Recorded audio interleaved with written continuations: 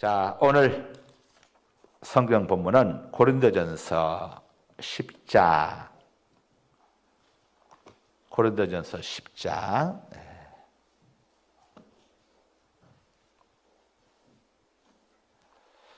1절에서 13절. 한 절씩 교독합니다. 형제들아, 나는 너희가 알지 못하기를 원하지 아니하노니 우리 조상들이 다 구름 아래 있고 바다 가운데로 지나며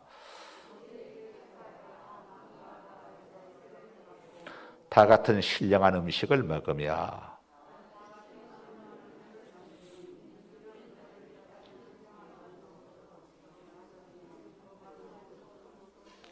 그러나 그들의 다수를 하나님이 기뻐하지 아니하셨으므로 그들이 광야에서 멸망을 받았느니라.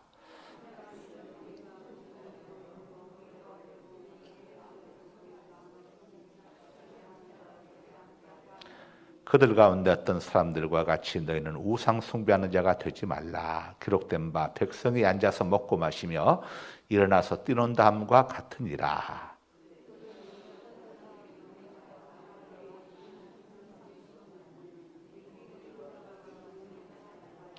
그들 가운데 어떤 사람들이 주를 시험하다가 뱀에게 멸망하였나니 우리는 그들과 같이 시험하지 말자.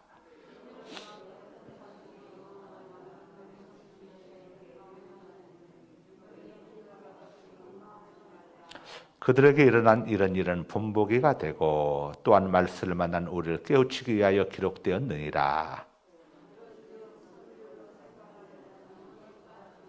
함께 사람이 감당할 시험 밖에는 너희가 당한 것이 없나니 오직 하나님은 미쁘사 너희가 감당하지 못할 시험 당함을 허락하지 아니하시고 시험 당할 즈음에 또한 피할 길을 내사 너희로 능히 감당하게 하시느니라. 아멘. 더욱더 굳건하게라고 하는 제목 우리 장구 강도사님 말씀 전해 주십니다. 예, 더욱더 굳건하게라는 제목으로 말씀을 전하기로 했습니다. 삶을 살다 보면요, 많은 종류의 사람들을 만나게 되죠.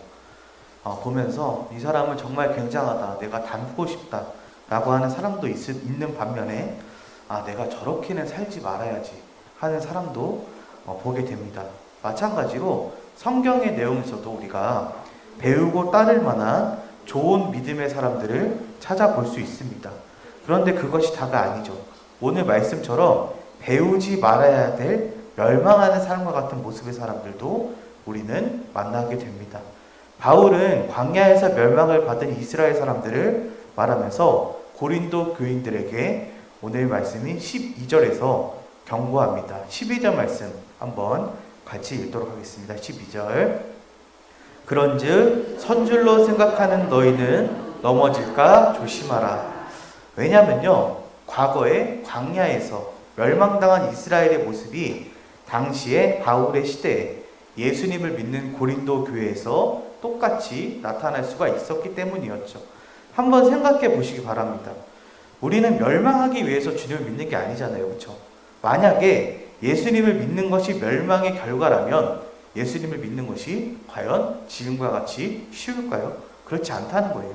우리가 예수님을 믿는 것은 멸망하지 않고 영생을 얻기 위함이 아닌가요? 그렇죠? 요한복음에 이런 말씀이 있습니다. 굉장히 유명한 말씀인데 제가 읽도록 하겠습니다. 하나님이 세상을 이처럼 사랑하사 독생자를 주셨으니 이는 저는 믿는 자마다 멸망치 않고 영생을 얻게 하려 하심이니라 라는 말씀 기억하시죠? 이 말씀처럼 예수님을 구세주로 믿지 않아서 멸망하는 사람들도 분명하게 있습니다. 오늘 말씀 역시 마찬가지예요. 고린도 교회 사람들에게 그 당시에 말씀하셨고 지금 말씀을 듣는 우리들에게도 동일하게 주시는 말씀입니다. 혹시라도 우리가 예수님을 믿는다고 하면서 믿지 않는 사람들과 같이 멸망당하는 사람들이 되지 말라라고 성경 본문에서 말씀하고 있는 거예요. 멸망당하는 자가 되지 않기 위해서 우리가 알아야 될 것이 있습니다. 바로 주님을 믿는 우리들에게 반드시 시험이 있을 거예요. 시험은 모든 사람들에게 있습니다. 사탄은 하나님을 믿는 사람이든 믿지 않는 사람이든 하나님과의 관계를 단절시키려고 지금도 노력합니다. 그리고 멸망의 길로 떨어뜨리고자 날마다 유혹하고 있음을 우리의 삶에서 많이들 느끼고 계실 거예요. 예수님조차도 마찬가지였어요. 40일 동안 금식 기도를 하신 이후에 시험을 받으신 것을 기억하실 겁니다. 예수님도 시험을 당하셨는데 내가 시험을 안 당하겠어요? 그렇죠? 우리가 예수님도 당했는데 나만 시험을 피해가겠어요? 그렇죠? 바울은 고린도 교인들에게 말합니다. 넘어질까 조심하면서 굳건하게 서라. 바울의 당시에 이 교회는 충분히 굳건하게 섰다고 생각될 만한 교회였어요. 사람들이 고린도 교회를 볼 때에 사람들이 보기에 고린도 교회는 하나님의 은사가 당시에 충만한 교회였습니다. 그들에게는 예언이 있었고 방언이 있었어요. 방언 통역에 성령의 은사들도 그곳에 있었습니다. 믿는 자들 한 사람 한 사람들이 하나님의 은혜와 능력을 삶에서 체험했던 그런 교회였어요. 그런 고린도 교회 사람들을 향해서 바울은 말합니다. 너희가 굳건히 서 있느냐? 사람이 자신이 없고요. 스스로를 연약하다고 느끼거나 부족하다고 생각하게 되면 사람이 조심하게 되고 경계하고 살피게 됩니다. 그렇죠? 내가 자신이 없으니까 한 번 더 검토하게 돼요. 하나하나 하는데 신중을 기울이게 됩니다. 내가 완벽하지 못하기 때문에. 그렇죠? 근데 사람들에게 일어나는 대부분의 문제는 스스로 서 있다고 생각하는 사람에게서 발생합니다. 내가 자신이 있어요. 내가 잘 나가요. 내가 잘해요. 스스로 자신의 믿음을 과신합니다. 스스로 자신을 방심합니다. 그러다가 시험에 들어요. 바울은 말합니다. 스스로 섰다고 생각하는 이 사람들에게 이스라엘에 멸망당할 사람들을 거울 삼아서 넘어지지 말라라고 얘기하는 겁니다. 바울은 또 말합니다. 먼저 하나님의 큰 은혜를 받은 자들도 시험당하고 멸망당할 수 있는 대상이라는 거예요. 사람이 보기에 큰 은혜를 받았어요. 그런데 이 사람도 멸망당할 수 있다는 겁니다. 바울은 이스라엘 사람 중에 멸망당할 사람들을 말하기 전에 먼저 하나님의 은혜가 그들에게 얼마나 임했나에 대해서 말합니다. 은혜가 없어서 멸망당한 것이 아니라는 거예요. 이스라엘 백성들은 그 어떤 민족보다 하나님의 크신 은총을 받은 사람들이었습니다. 바울은 이스라엘을 이렇게 소개합니다. 모세에게 속하여 다 구름과 바다에서 세례를 받았다. 이 모세에게 속하였다는 것은 이스라엘이 모세의 지도력 아래에 있었음을 말하고 그러한 이스라엘은 구름과 바다를 통과함으로 그들이 세례를 받았다는 거예요. 기억하시죠? 이스라엘 백성들은 그 오랜 광야 세월 행할 내내 구름 기둥, 불 기둥의 인도함을 받았습니다. 그리고 홍해 바다의 물 가운데를 건너왔어요. 바울은 이것을 세례라고 말합니다. 그리고 그 세례를 통해서 그들은 죄 씻음을 받게 돼요. 그리고 애굽의 노예였던 사람들이 거룩하신 하나님의 백성으로 바뀝니다. 세례를 통해서 은혜를 경험했던 사람들이었습니다. 그것뿐만이 아니죠. 신령한 은혜를 받은 사람들입니다. 3절부터 보면 그들은 신령한 음식을 먹고 신령한 음료를 마셨다라고 말합니다. 음식이라고 하면 만나를 말하죠. 그들이 농사를 지어서 땅에서 얻은 것이 아닙니다. 하나님께서 공급해 주신 신령한 음식이었습니다. 또 신령한 음료를 마셨다고 했어요. 이스라엘은 메마른 광야를 지나면서 많은 음료가 필요했을 겁니다. 때로는 오아시스가 있어서 물을 마실 수도 있었겠죠.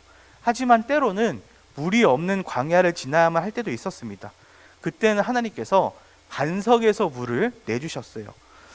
그리고 그 물은 신령한 음료가 되었습니다. 반석에서 샘물이 난다는 것, 사람의 생각으로는 상상할 수 없지만 그러한 것들을 마셨습니다. 이스라엘 백성들은 하나님의 신령한 은혜를 이렇게 다 맛본 사람들이에요. 세례를 받았습니다. 하나님의 직접적인 간섭을 통해서 신령한 것을 맛본 사람들이었습니다. 이러한 신령함은 고린도 교회에도 마찬가지로 나옵니다. 그들도 예수님을 믿는 세례를 받았습니다. 죄로부터 죄사함 받는 은혜를 경험했습니다. 그뿐만이 아니죠. 예언과 통병과 방언과 가르침의 은사들이 교회에 가득했다라고 성경은 말합니다. 얼마나 다양한지 그 은사들 중에 누가 더 중요하냐, 누가 더 크냐라고 서로 논쟁할 만큼 다양한 은사들이 그곳에 있었어요. 그런데 바울은 말합니다. 너희가 그럼에도 불구하고 넘어지지 않고 굳건히 서 있느냐. 사람이 경험하는 은혜와 축복이 이쯤 되면, 이렇게 많이 받았으면 시험도 없고 흔들림도 없을 것 같지만 그렇지가 않아요. 하나님부터 큰 은혜를 받고 경험하면 그 믿음을 내가 끝까지 간직하며 살아갈 것 같기도 합니다. 근데 그렇지가 않아요. 여전히 우리는 시험 가운데 있고 여전히 우리는 멸망받을 가능성이 있습니다. 이스라엘 백성들이 그 예입니다. 그렇게 신령한 은혜를 받았어요. 근데 5절에 보니까 하나님께서 저희의 다수를 기뻐하지 아니하신 거로 저희가 광야에서 멸망을 당했다라고 나옵니다. 바울은 말합니다. 그들의 멸망이 우리에게 거울이 되지 않느냐. 우리의 거울이 되어서 악을 즐겨한 것 같이 즐겨하는 자가 되지 말자라고 얘기하죠. 11절에는 또 말세를 만난 우리가 우리의 경계의 거울로 삼아야 된다고 말합니다. 멸망당한 이스라엘의 모습을 보면서 우리의 모습을 볼 수 있다는 거예요. 그리고 이 길을 우리가 신앙의 어떤 지표로 삼아야 된다는 것입니다. 하나님께서 기뻐하지 않았던 그들의 모습이 그리고 멸망의 모습은 무엇인지 사도 바울은 오늘의 본문에서 4가지로 말합니다. 먼저 첫 번째, 우상 숭배하는 자가 되지 말자고 해요. 우상 숭배의 유혹, 시험이 우리의 삶에 있다는 겁니다. 7절에 보면 어떤 사람들은 우상 숭배에 빠졌다고 하죠. 우상 앞에 앉아서 먹고 마시고 일어나서 뛰논다함과 같다고 말합니다. 출애굽한 이스라엘은 시내산 밑에 머물게 됩니다. 그때 모세는 하나님의 말씀과 계명을 받기 위해서 40일 동안 시내산에 올라가 있었어요. 그런데 멸망당한 자들이 그 모세가 없어지니까 시내산에서 무엇을 하셨는지 기억하십니까? 모세가 안 보이니까 사람들이 불안해졌어요. 그래서 광야에 버림받은 것 같은 생각이 들어서 그들은 눈에 보일 만한 의지할 존재가 만듭니다. 그것이 뭐냐? 굉장히 다들 기억하실 거예요. 금송아지를 만듭니다. 그리고 그 앞에서 춤을 추고 뛰놀면서 축제를 벌입니다. 하나님 앞에서가 아니라 다른 것을 만들어 놓습니다. 그리고 그 앞에서 즐거워했던 것입니다. 이러한 자들의 끝은 멸망이었습니다. 믿는 자들이 경계해야 될 시험 중에 하나가 우상 숭배의 유혹입니다. 영이신 하나님과의 관계가 형성되지 않고 깊어지지 않는다면 내가 하나님을 느낄 수가 없어요. 그래서 내가 눈에 당장 보이고 내가 당장 느낄 수 있는 그 어떤 것을 내가 하나님보다 더 먼저 추구하고 의지하게 됩니다. 우상을 만들게 돼요. 금송아지를 이 사람들은 만들었지만 그것만이 우상이 아니죠. 내가 하나님을 위해서 기뻐해야 돼요. 그런데 내가 만들어 놓은 우상들, 명예들, 물질들 이런 것들을 보면서 내가 춤추고 즐거워합니다. 내가 만족합니다. 어떨 때는 나 자신을 스스로 우상으로 만들어 놓습니다. 그리고 그것들을 만들어 놓고 그 앞에서 즐거워하고 의지하고 싶어 해요. 하지만 우리는 진정한 기쁨은 눈에 보이는 우상과 같은 존재가 아니고 하나님 자체로부터 오는 것임을 기억해야 합니다. 하박국 선지자는 말합니다. 비록 무화과 나무가 무성치 못하며 포도나무에 열매가 없으며 감람나무에 소출이 없으며 밭에 식물이 없으며 우리의 양이 없으며 외양간에 소가 없을지라도 나는 여호와를 인하여 즐거워하며 나의 구원의 하나님을 인하여 기뻐하리로다. 이스라엘 백성들의 모습은 그렇지 못했어요.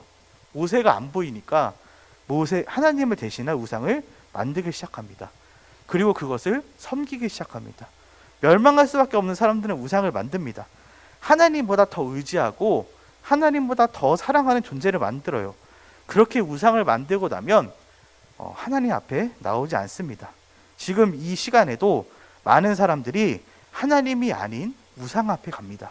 그리고 그 앞에서 즐거워하면서 위로를 받고자 합니다.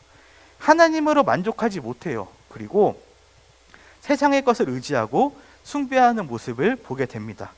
참으로 경배받으실 분은 하나님 한 분밖에 안 계신데도 불구하고 그들은 그렇게 살아가고 있다는 거예요. 하나님께서 기뻐하시는 것은 하나님의 존재 자체를 기뻐하는 것입니다. 어린아이들이 한번 생각해 보시겠어요? 여러분들의 자녀가 여러분들이 계신 것 자체로 기뻐하면서 의지하잖아요. 그렇죠? 뭐 다른 것이 아니라 뭐 잘해줘서가 아니라 어머니기 때문에 아버지기 때문에 부모기 때문에 그냥 의지합니다. 마찬가지로 믿는 자들은 하나님께서 존재하시는 것 자체로 감사하며 기뻐해야 돼요. 눈에 보이는 다른 존재와 대상을 통해서 기쁨을 얻으려고 하는 것은 우상 숭배의 모습이고 멸망할 수밖에 없는 사람의 모습이라는 겁니다. 두 번째로 사도 바울은 저희와 같이 간음하지 말자고 합니다. 민수기에 보면 이스라엘이 모압의 여인들과 음행한 사건이 나옵니다. 이스라엘이 시딤이라는 곳에 머물렀을 때 모압 여자들과 음행합니다. 이방 연인들과 부정관계를 맺습니다. 그런데 단순히 이게 육신적인 부정으로 끝나는 것이 아니에요.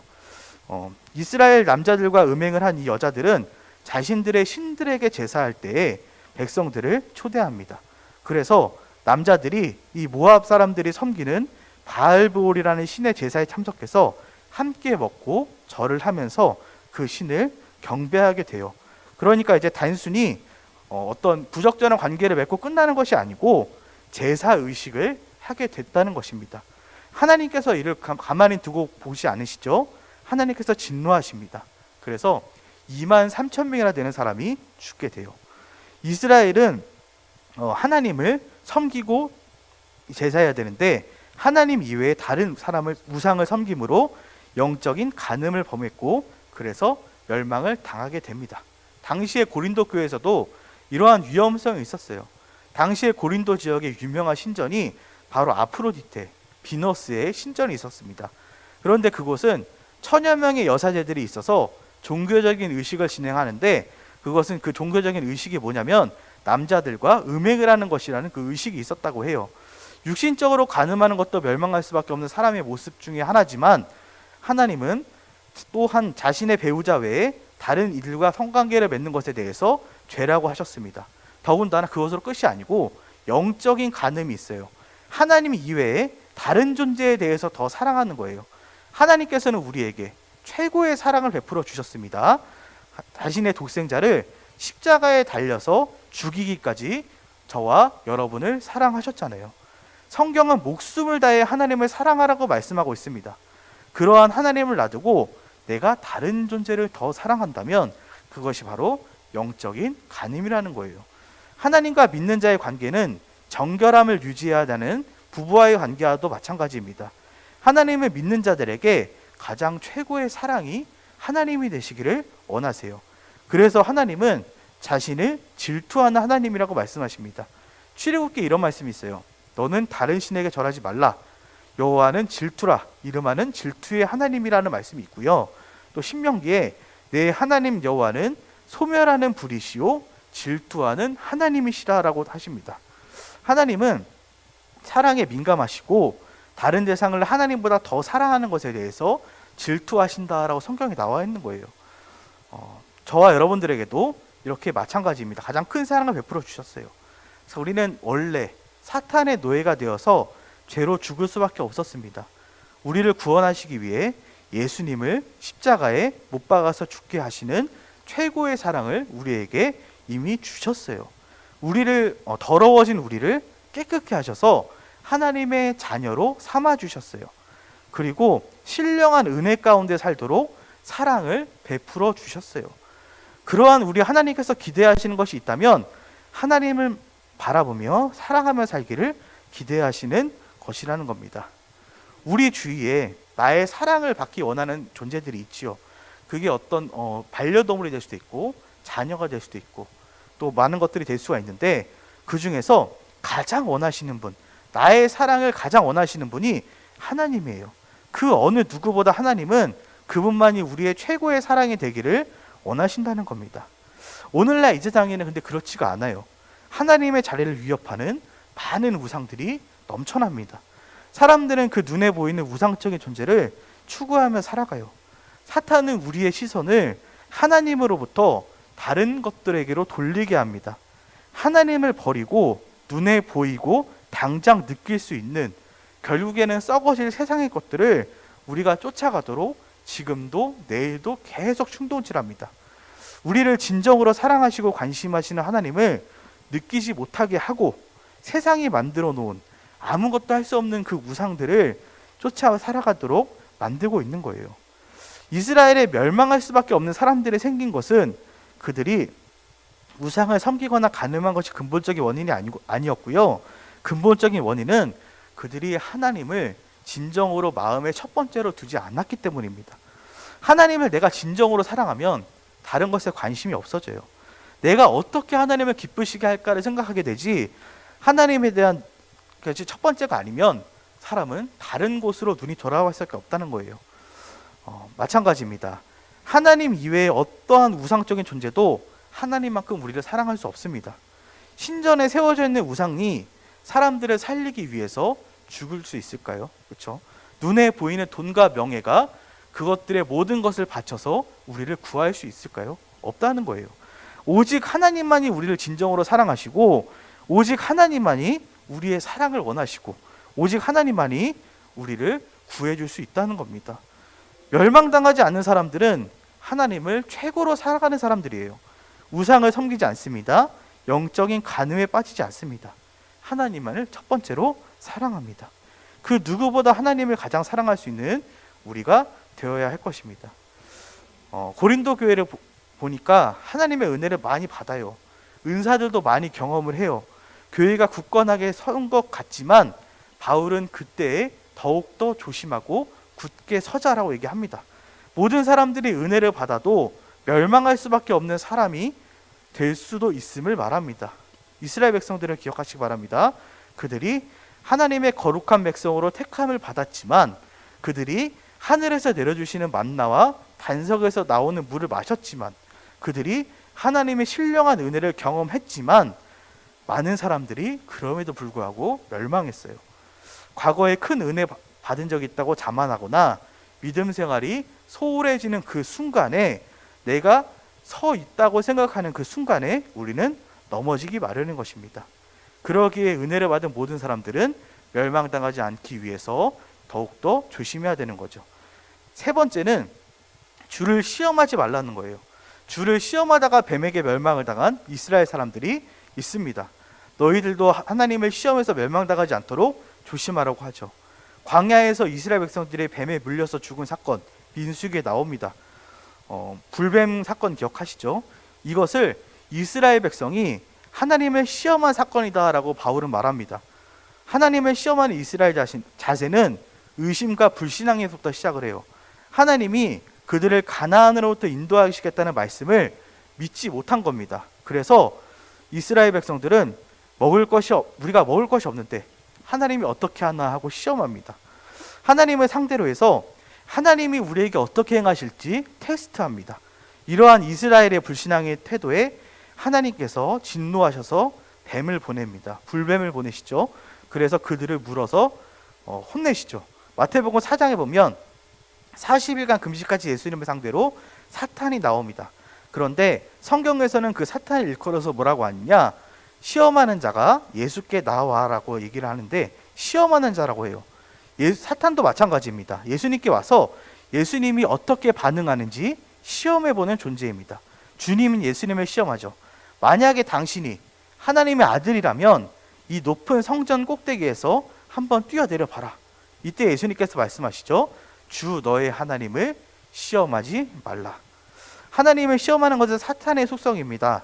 사탄은 사람을 시험하고 하나님까지 시험하려 해요. 그런데 하나님은 이것을 원치 아니하십니다. 도리어 하나님은 시험을 받으실 분이 아니라 시험하실 분임을 잊지 말아야 됩니다. 신명기에 이런 말씀이 있어요. 내 하나님 여호와께서 이 40년 동안에 너로 광야의 길을 걷게 하신 것을 기억하라. 이는 너를 낮추시며 너를 시험하사 내 마음이 어떠한지 그 명령을 지키는지 아니 지키는지 알려 하심이라. 실제로 광야에서 이스라엘을 시험하셨던 분은 이스라엘이 아니라 하나님이라는 거예요. 하나님의 말씀대로 지켜 행하는지를 보고 계셨던 것입니다. 오늘날 믿는 우리도 마찬가지입니다. 이 땅을 살아가면서 하나님의 테스트를 받습니다.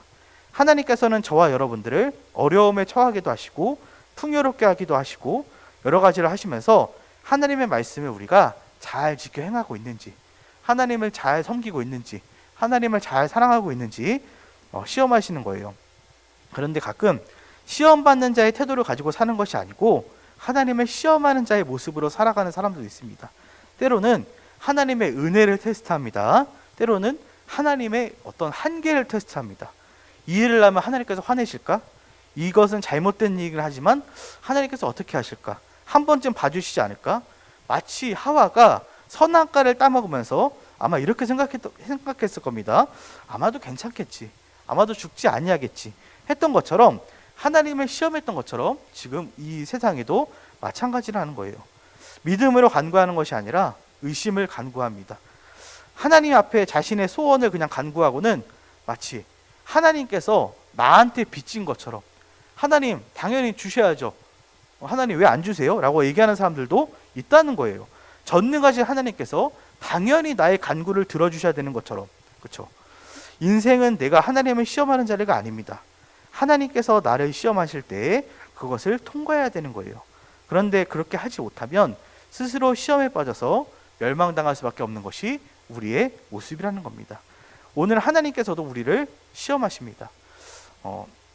내 뜻대로 하나님께서 해주시는지 안 해주시는지 그것을 시험하지 않기를 바랍니다. 내가 하나님의 말씀을 경청하고 있는지, 하나님께서 나에게 원하는 것이 무엇인지를 먼저 생각하고 노력하는 우리가 되기를 바랍니다. 그 시험 받기에 준비가 되기를 바랍니다. 네 번째로 조심해야 될 것은 원망하는 겁니다. 이스라엘은 원망을 합니다. 그러다가 멸망을 당한 굉장히 대표적인 사람들이죠. 이스라엘 백성이 하나님께 원망합니다. 그러다가 크게 멸망당한 사건 중에 하나가 가데스 바네아라는 곳에서 있었습니다. 출애굽을 한 지 한 2년 정도 지났을 때 하나님께서 약속하신 땅, 가나안 땅 밑에 이미 도착을 했어요. 이제 그곳에서 가나안 땅으로 들어가기만 하면 가나안을 차지할 수 있었던 좋은 기회가 있었습니다. 가나안 땅에 정탐꾼 12명 보내죠.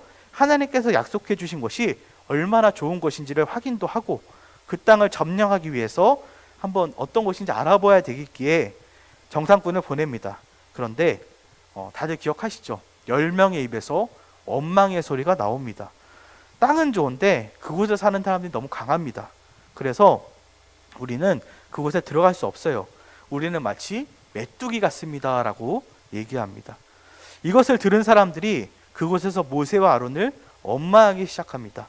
하나님을 원망합니다. 그리고 애굽으로 돌아가자라고 얘기하기 시작합니다. 이에 하나님께서는 그들의 원망에 진노하셨다라고 성경은 말하고 있어요. 이스라엘에게 나타나셔서 거기에 있는 모든 백성들을 진멸하고 새로운 나라를 세우겠다고 하십니다.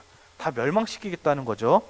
그럴 때 다행히 모세가 이제 원망할 것을 용서해 줄 것을 간청함으로 그렇게 되진 않았지만 이 일로 이스라엘 백성들이 광야에서 40년을 지내면서 가나안에 들어가지 못하고 그 당시에 원망했던 사람들은 단 한 사람도 가나안 땅에 들어가지 못했음을 기억하실 겁니다. 그래서 그 당시에 원망하지 않은 여호수아와 갈렙 두 사람을 빼고 광야 1세대들은 다 광야에서 죽게 되고 가나안 땅을 밟지 못하게 되죠. 우리도 마찬가지입니다. 원망할 것이 없다는 것이 아니에요. 그렇죠? 사실 생각해 보면 원망할 것은 넘쳐납니다. 원망할 만한 상황이 있어요. 나의 가정에 대해 원망할 수도 있습니다. 나의 사업과 직장에 대한 원망이 있을 수 있습니다. 나의 부모에 대한 원망이 있을 수 있어요. 나 자신에 대한 원망이 있을 수 있고 하나님에 대한 원망이 있을 수도 있습니다. 그런데 그렇게 원망한다고 문제가 해결되거나 바뀌진 않아요. 도리어 문제 해결이 지연되거나 더 큰 어려움을 가지고 옵니다. 이스라엘 백성들은 가데스 바네아에서 원망함으로 가나안의 축복을 받는 것이 38년이나 더 길어집니다. 원망의 삶은 자신에게 주신 은혜와 축복을 누리지 못하고 지연시켜요. 하나님께서는 원망하는 자에게 하나님께서 주시는 축복의 땅을 주고 싶지 않으셨던 것입니다. 원망은 축복의 시간을 더 뒤로 밀어낼 뿐이라는 거예요. 원망은 멸망할 수밖에 없는 사람의 속성이라는 겁니다. 사탄은 사람들에게 원망을 심어서 하나님의 복을 지연시키게 만듭니다.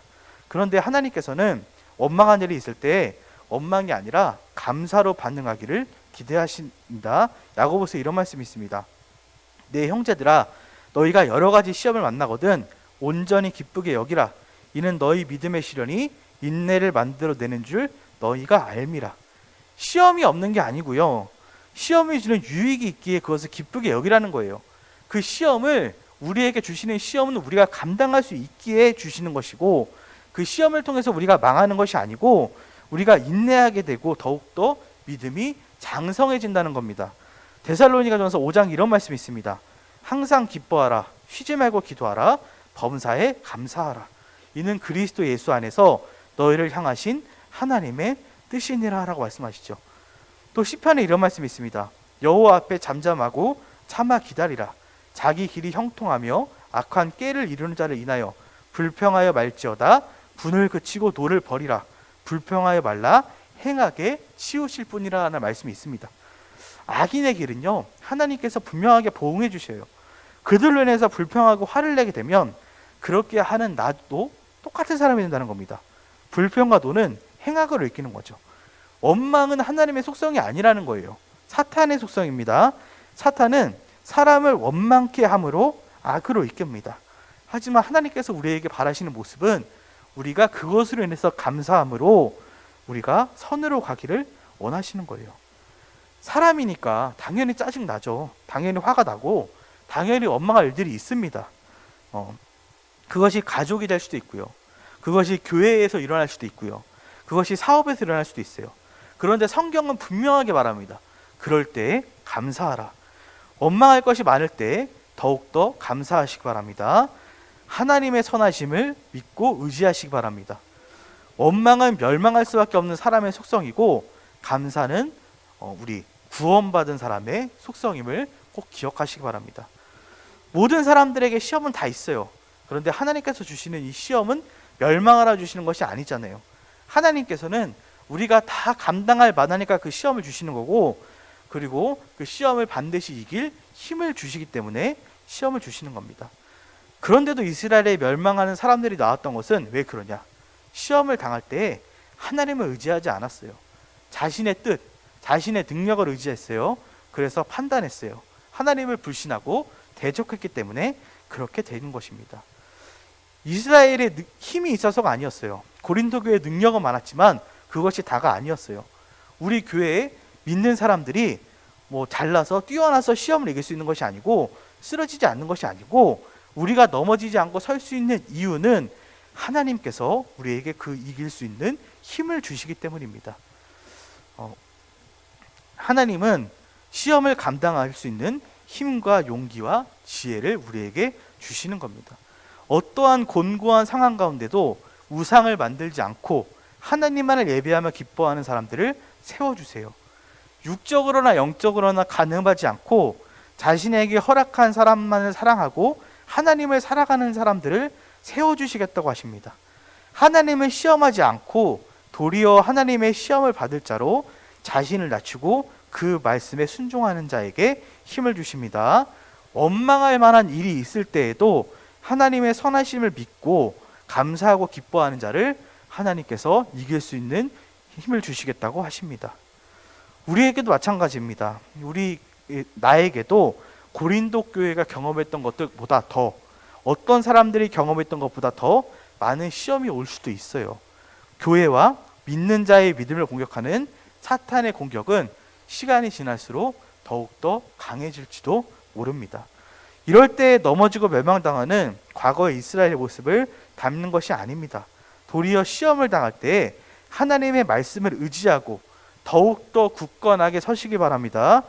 승리하신 예수님의 믿음을 따르기 바랍니다. 시험과 환난이 많을수록 더욱더 굳건하게 세움받는 힘을 받으시기 바랍니다. 우리가 그 가운데 있기를 간절히 바랍니다. 시험과 환난이 있을 때 감사하시기 바랍니다. 원망이 아니라 우리가 하나님께 감사할 수 있기를 바랍니다. 하나님께서 주시는 복이 있습니다. 그 복을 원망함으로 미루는 것이 아니라 감사히 받고 시험을 이길 수 있는 힘을 받고 우리가 넘어지지 않고 더욱더 굳건하게, 더욱더 하나님의 반석 위에 굳건하게 설 수 있는 우리가 되기를 제가 잠시 기도하도록 하겠습니다.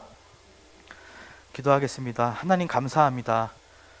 저희에게 어떠한 시련이 와도, 어떠한 것들이 와도 우리가 하나님을 의지하며 이겨낼 수 있음을 우리가 알고 있습니다. 주님, 저희가 더욱더 굳건하게 설 수 있도록 도와주시옵소서.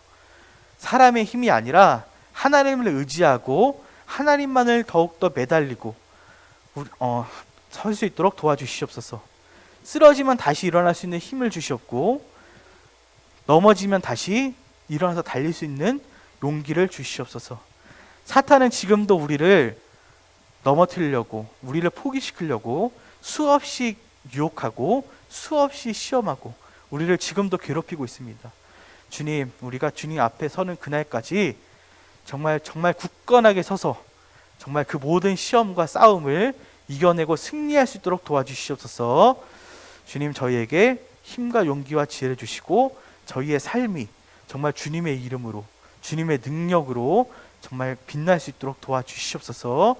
하나님의 영광이 우리 삶에 가득히 넘치게 도와주시옵고 하나님과 동행하는 삶을 살 수 있도록 도와주시옵소서. 예수님의 이름으로 기도했습니다. 아멘.